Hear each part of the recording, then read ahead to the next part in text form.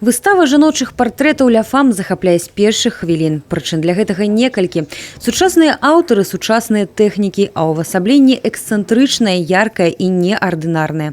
І фарбы, і перакліканне ценяў, і напрамак мастацтва, і ідэі. Усё разам скіравана на тое, каб раскрыць жаночую натуру. Паўнавартасны і шматгранны партрэт прадстаўніцы прыгожай паловы 21-го стагоддзя. Мне кажется, выставка сейчас очень актуальна, потому что она воспевает женскую красоту, и это такая, может быть, благодарность вообще нашим белорусским женщинам. Мы разгадываем загадку о том, да, как бы разгадать каждый портрет, разгадать каждую женщину, но я говорю о том, что это невозможно. Сапраўды, характары на палотнах самыя розныя, як і гераіні. Вытанчаныя, романтычныя, смелыя, сур'ёзныя, ранімыя і нават брутальныя. Кожная спыняе на сабе позірк, адрозніваецца сваёй індывідуальнасцю.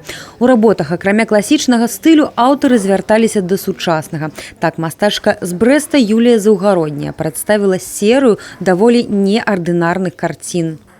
Это digital art, все нарисовано на планшете, на эпповском и с помощью стилуса.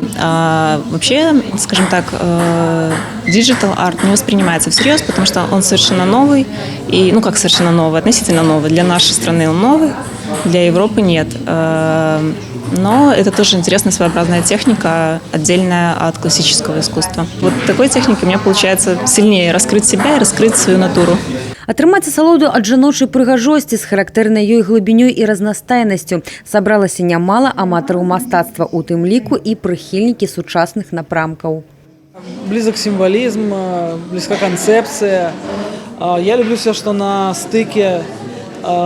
И выбрать какие-то определенные техники, я бы не стал бы этого делать. Мне очень интересна эта тема.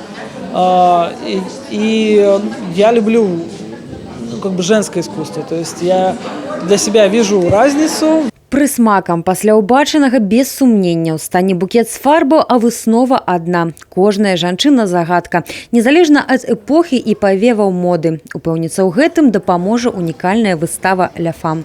Софія Беражная, Роман Філюціч, тэлерадыёкампанія «Брэст».